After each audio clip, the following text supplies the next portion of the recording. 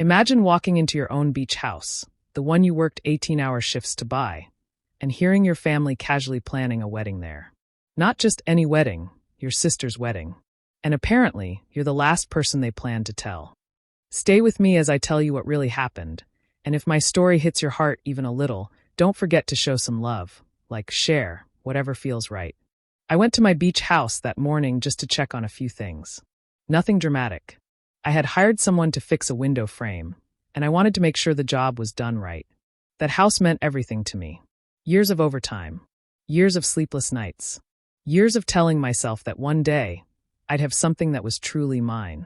But the moment I stepped inside, I heard voices. Familiar voices. My parents and my younger sister, Tessa. They were standing in my living room, papers spread out everywhere, talking like event planners. My mom was discussing floral arches. My dad was calculating guest seating. And Tessa, well, she was just twirling around, imagining her dream entrance. At first, I actually thought maybe they were planning a surprise for me. A birthday? A celebration? Something kind. But then I heard my name. Not kindly. Not lovingly. More like a problem they had to manage. Briar can be touchy, my mother said. We just need to handle her mood right, Tessa added. She can't ruin this for me. My dad sighed. She'll be fine. She always pays up in the end. Pays up. Like I was their personal bank account, not a part of the family. I froze. My hands still on the doorknob. I don't think they even realized I was there. They kept talking about my house, my money, my space, like I wasn't a real person with boundaries. Tessa laughed and said, honestly, she should be grateful. At least her house will finally be used for something beautiful. Something inside me went cold. It wasn't just entitlement. It wasn't a misunderstanding. This was how they saw me. Useful. Convenient. A resource. Not a sister. Not a daughter. I backed away quietly, step by step, until I was outside again. The sun was shining, the ocean looked calm, but everything inside me felt dark and heavy. I sat in my car for a long time, staring at the house I had built my whole world around. I didn't cry. I didn't yell. I didn't confront them. Not yet. Because in that moment, I understood something I should have seen years ago. They would take everything from me if I let them. Every boundary. Every bit of peace. Every part of my life I worked hard for. So I made a promise to myself that day. I would wait. I would watch. And this time, I would be ready. After leaving the beach house that day, I couldn't shake the feeling that something deeper was going on. It wasn't just about the wedding. It wasn't just one moment of entitlement. It felt practiced. Familiar. Like they'd done this before. So I started paying attention, really paying attention, to everything around me. That's when the pieces started clicking together. Old receipts. Strange utility spikes. A neighbor casually mentioning how your family seemed to have a great time last month. At first, I thought she meant a dinner or a short visit. But no, she meant a week-long stay. A whole vacation I didn't even know about. It hit me like a punch. They had been using my beach house behind my back. Not once. Not twice. Regularly. Like it was theirs. And honestly, I shouldn't have been surprised. Not when I looked back at my whole childhood. Tessa had always been the golden child. The bright, sparkling one who could do no wrong. She failed classes? She's creative. She broke something expensive? She's expressive. She threw tantrums? She's sensitive. And me? I was the responsible one. The fixer. The one who worked 2 jobs in college. The one who took care of things. The one they could depend on, or more accurately, use. I was the child who didn't complain. The child who understood the value of sacrifice. I had spent years swallowing every feeling to keep the peace. I worked hard, saved harder, and bought that beach house with my own hands. Nobody helped me with a single dollar. I barely took vacations because I was always catching extra shifts. Yet my family was lounging in the sun at my place, drinking, laughing, relaxing, without even telling me. When I finally hinted at it, my mom just waved her hand like it was nothing. Briar, it's family. You should be grateful you're able to help. Help? Help who? They weren't struggling. They were just entitled. My dad chimed in too. Family sacrifices are expected. You can't hold everything so tightly. Hold everything tightly? They acted like I was hoarding something that belonged to all of us, not something I had earned with exhaustion and hustle. Then there was Tessa. Sweet, bright, golden Tessa. She sat there bragging about the luxury coastal ceremony she envisioned. She talked about imported flowers, a champagne fountain, a live band. She didn't hesitate for a second when she said, "Briar will cover it." She loves doing things for me. She said it so casually, like it was already fact, like I had already agreed. Her entire dream wedding depended on my money, my house, my generosity, and she didn't care at all. She felt entitled to it, almost proud of it. That was the moment something inside me truly shifted. I wasn't imagining things. I wasn't overreacting. This was who they were, who they had always been. And if I didn't protect myself now, I would lose even more. So I started documenting everything. Every message, every phone call, every slip-up. I recorded dates, times, conversations, proof of their uninvited visits. Because for the first time in my life, I wasn't going to let them twist the story. Not again. Not ever. When my family called and invited me to a family dinner, I already knew what it was about. They hadn't invited me to anything in months, but suddenly they wanted quality time? It was obvious. Still, I went. I wanted to see how far they'd go pretending this whole wedding at my house idea was brand new. The moment I walked into the restaurant, they greeted me with fake cheer. Too bright. Too sugary. My mom hugged me like she hadn't spent years treating me like the family problem solver. My dad pulled out my chair as if we were in some old movie. Even Tessa gave me a soft smile, the kind she only used when she wanted something expensive. "Briar, we've been thinking," my mom began, placing her hand over mine, "and we'd love your opinion on something special." "Opinion? Right." My dad nodded. "It's a new idea we came up with recently. We wanted you to be the first to hear it." I almost laughed. The first? I had already heard them planning it inside my own house without my knowledge. But I stayed quiet, letting them perform. Tessa leaned forward, excitement bursting out of her. "Okay, so, I've been looking at venues, and honestly, nothing feels right. They're either too bland or too far from the ocean. But then I realized, your beach house would be the perfect backdrop for my dream aesthetic." She said it like she was offering me an opportunity, not asking to take over the most personal place I owned. Before I could respond, she kept going. "Like, imagine it. The waves behind me, the sunset lighting. It's basically begging for a wedding. Your place is just so photogenic. Photogenic. Not special. Not meaningful. Just Instagram friendly." My mom nodded along eagerly. "And since it's family, we knew you wouldn't mind helping out with a few things." Here it came. "The catering," my dad added casually, "and the floral arrangements. Oh, and the rehearsal dinner. We thought it would be wonderful if you hosted it. You're so organized, it'll be easy for you." Easy. Like all the work, all the money, all the planning was just some tiny favor. Tessa chimed in again, twirling a strand of hair. "It's not a big deal for you. You make good money. And it's my wedding. You want it to be beautiful, right?" They were all looking at me, waiting for me to say yes, expecting me to fold like I always had. They didn't see anything wrong with what they were asking. They didn't even try to soften it. They spoke like it was already decided. Inside, I felt a calm anger settle in. Not loud, not hot, just steady. Clear. But on the outside, I forced a smile. The sweetest one I could manage. "I'll think about it," I said softly. Their relief was instant. They thought they'd won. They thought I would give in, just like every other time. They had no idea that things were very, very different now. It didn't take long for the truth to come out. My family had acted so innocent at that dinner, pretending the whole beach house idea was fresh and spontaneous. But people always slip when they think you're not paying attention. A few days later, I ran into an old coworker who happened to know Grant's cousin. We were just making small talk when she casually mentioned how fancy the upcoming beach wedding sounded. I froze for a second and asked her what she meant. She explained that Grant had been bragging for weeks about hosting the ceremony at a private beach property owned by his future wife's family. Suddenly, everything made sense. Grant Maddox, Tessa's fiancé, had always been the kind of person who walked into a room like he owned it. He never hid how much he looked down on me. Every time he saw me, he found some way to comment on my job, my clothes, my car, as if success only counted when it looked expensive. He treated Tessa like a delicate trophy and treated me like the boring older sister whose life existed to make theirs easier.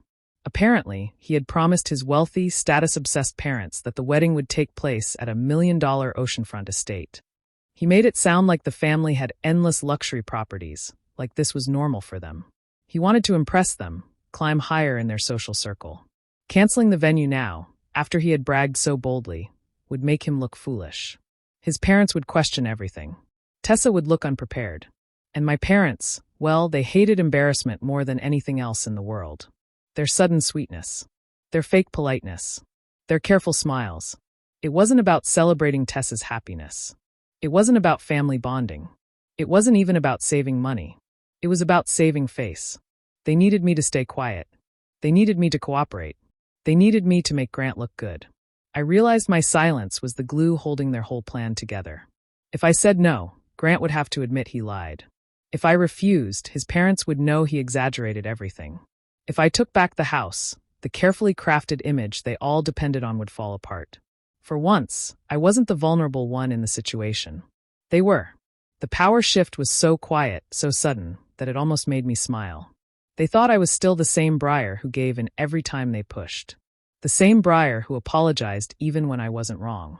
The same Briar who tried her whole life to earn their approval. But now I had leverage. Real leverage. I didn't need to yell. I didn't need to argue. All I had to do was wait. I walked away from that conversation with a calm, steady feeling in my chest. If they wanted to play games with my home and my generosity, I was finally ready to play back. Once I understood how badly they needed my beach house, the plan came to me almost naturally. I didn't have to lie, cheat, or do anything dramatic. All I had to do was take care of my own property, the way any responsible homeowner would. So the next morning, I called a licensed inspection company.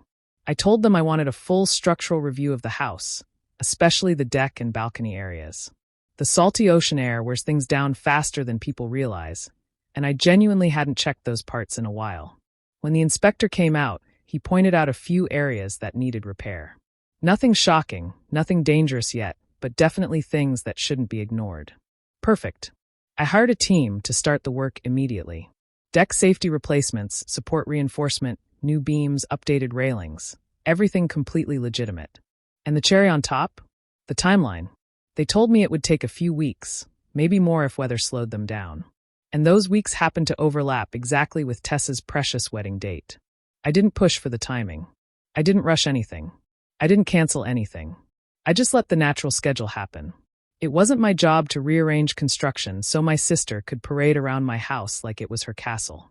And I told no one. Not a single word to my parents. Not a text to Tessa. Definitely not to Grant. Let them think everything was normal. Let them continue their little fantasy. After securing the repair schedule, I went ahead and changed the locks on the beach house too. Not out of pettiness, out of necessity. If my family had already been sneaking in whenever they wanted, I couldn't risk contractors arriving to find strangers inside, rummaging through the place or messing with the work. The locksmith came, installed brand new high-security locks, and handed me the keys. I kept one on my ring and one in a safe. No spare hidden under a plant, no copy left in a drawer, nothing for anyone to accidentally find.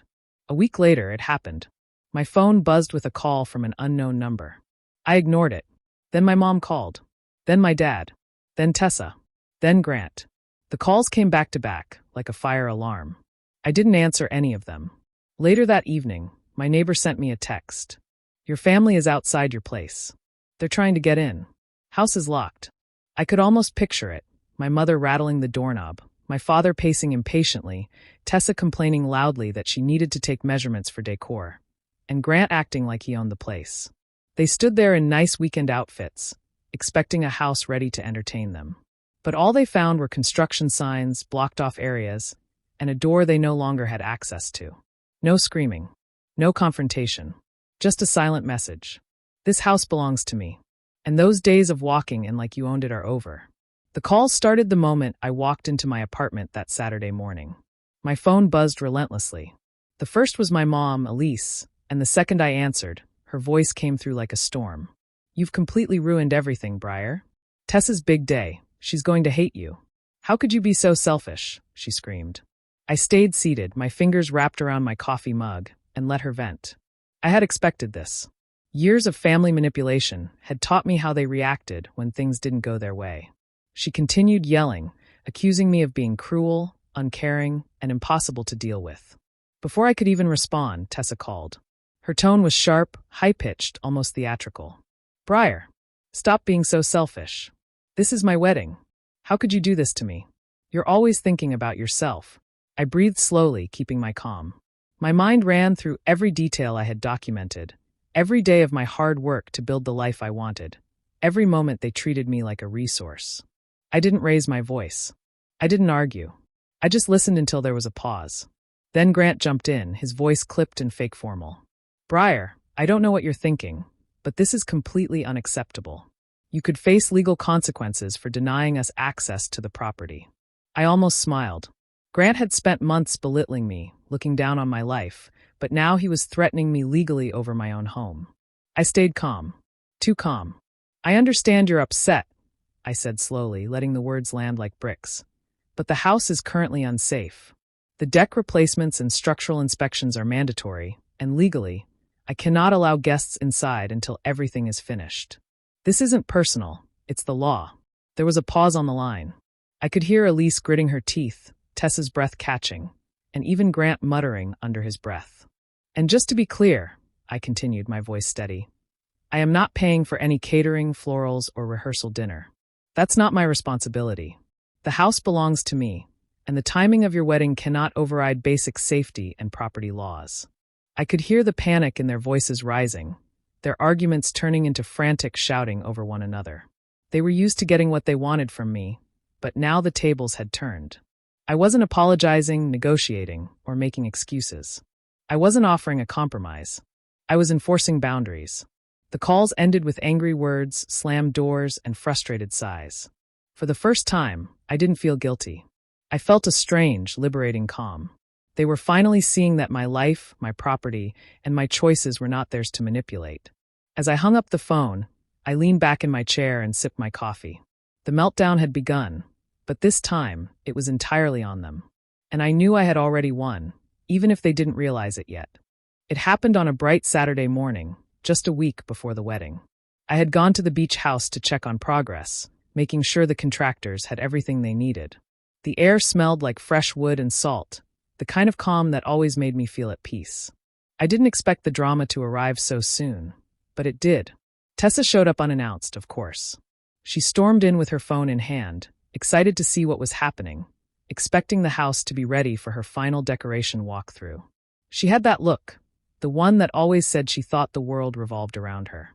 She wandered around, pointing at the new beams and railings. "Briar, are you sure this is really necessary? The deck looked fine last week. You're taking forever." I didn't respond. I just followed the contractors silently, letting them do their work. Then one of the guys, he meant no harm, handed her a signed copy of the work order to confirm the schedule. She glanced at it, squinting, and then froze. Her eyes shot up at me.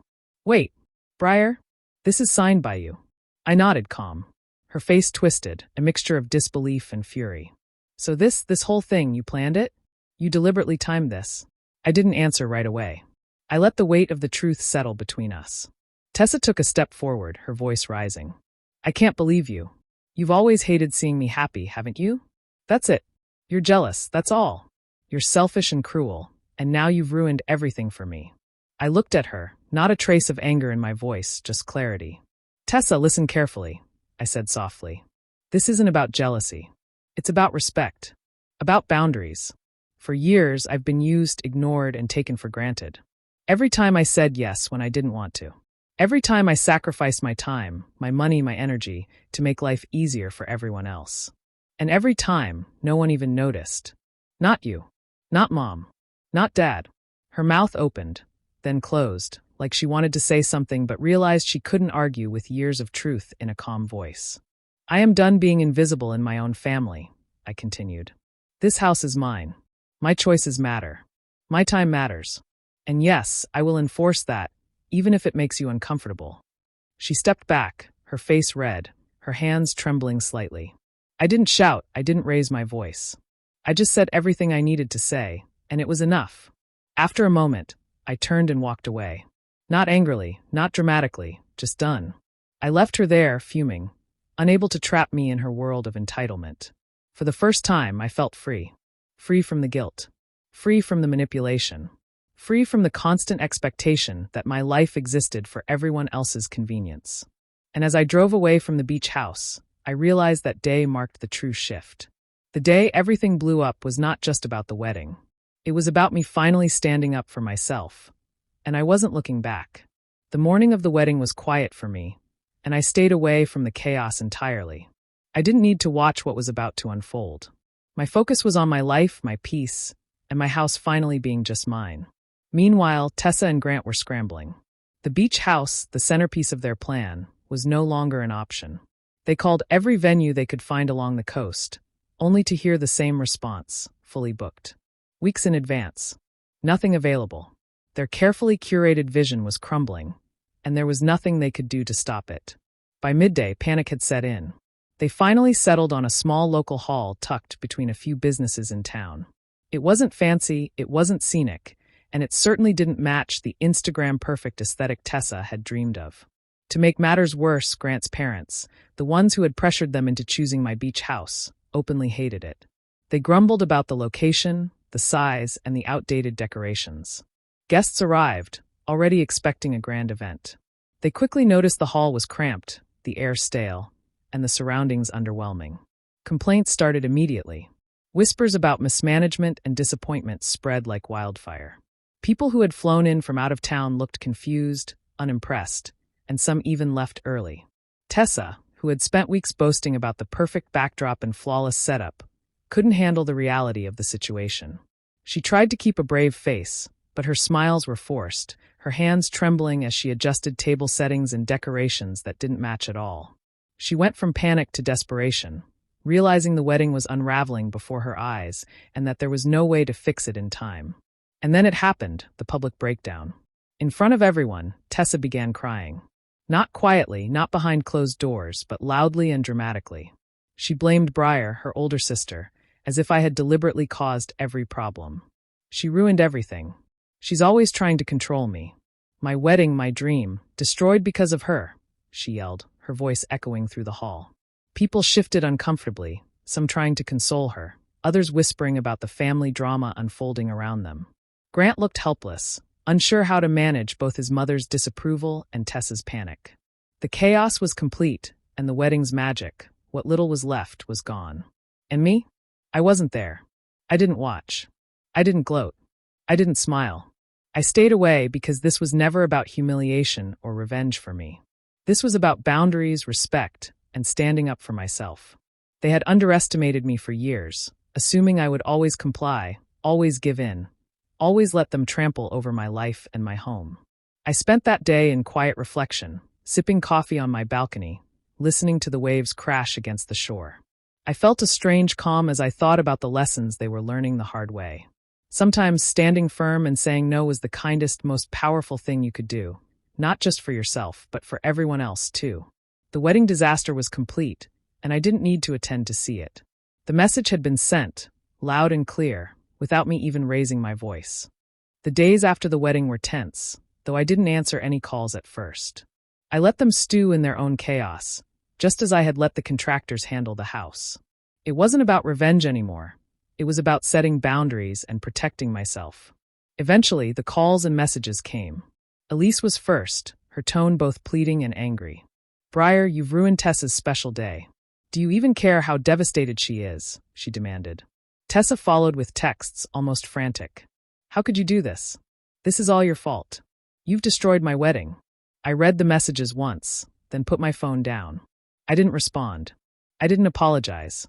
For the first time in my life, I felt no guilt when they tried to twist reality to make me feel responsible.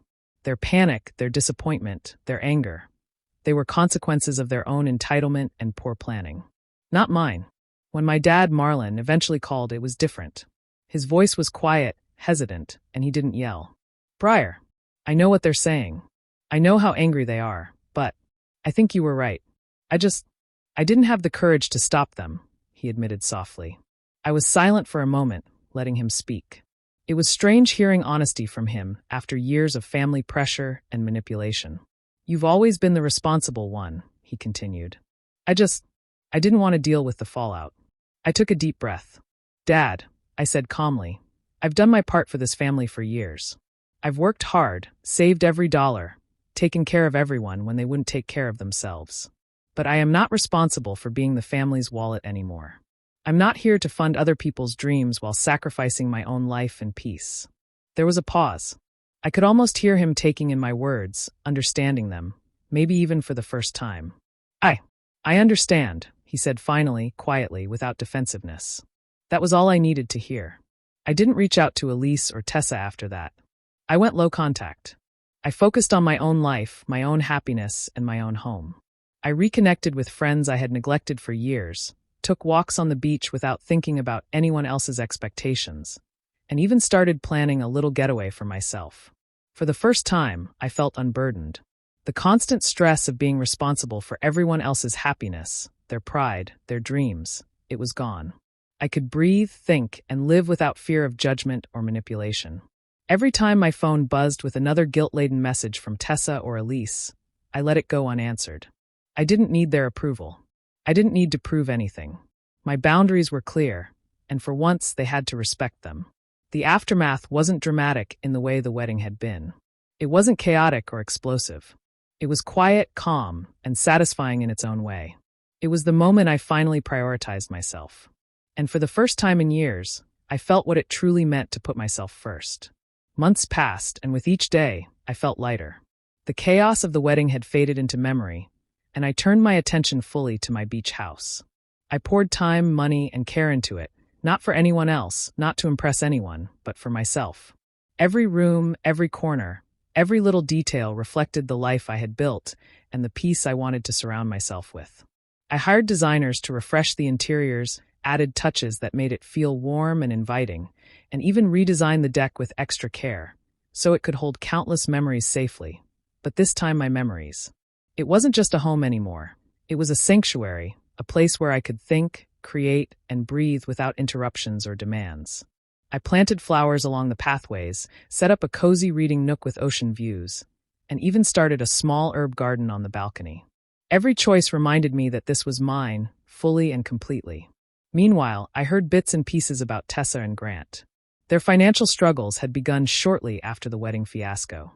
Grant's parents, furious about the way everything fell apart, pulled their support. The luxury plans they had been counting on crumbled fast. Their expensive tastes and careless spending caught up with them, and suddenly they were the ones facing consequences, scrambling to make ends meet. Friends whispered about how stressed and bitter they had become, still blaming me for everything, though the world saw the truth. I won't lie, I did feel a quiet satisfaction hearing about their struggles, but it wasn't about gloating. It was about the balance finally tipping. For once, I wasn't the one scrambling, the one sacrificed, or the one expected to fix everyone else's mistakes. That weight was gone. Every so often, I would catch a post or hear a rumor that they were still bitter, still blaming me, still acting like my boundaries were unfair. And each time, I smiled softly to myself. Because I knew the truth. Boundaries are not unfair. Boundaries are protection. Boundaries are freedom. And I had finally claimed mine. Life went on quietly but beautifully. I spent mornings walking along the shore, evenings hosting small dinners with friends, and weekends curled up in my favorite chair with a book or sketch pad. I traveled a little, met new people, and rebuilt friendships I had neglected when I was trying to keep my family's world in order. The house became more than a property. It became a symbol of everything I had fought for: independence, respect, and self-worth. I no longer worried about pleasing anyone who didn't value me. I no longer allowed their entitlement or expectations to dictate my happiness. I had learned the hard way that protecting yourself sometimes means saying no, walking away, and taking what is yours, literally and figuratively. Looking out at the ocean from my deck one evening, the sun dipping into the horizon, I felt an unmatched calm. I was empowered, independent, and finally in control of my life. My boundaries were clear, unshakable, and respected. The revenge wasn't loud or vindictive. It was quiet, deliberate, and complete. And for the first time in years, I was free. Fully free. Do you think Briar made the right choice by standing up to her family and taking control of her life? Or should she have tried to keep the peace and compromise? Share your thoughts in the comments. I'm really curious to hear what you think. And if you love stories like this, don't forget to subscribe and hit the notification bell so you never miss a new one.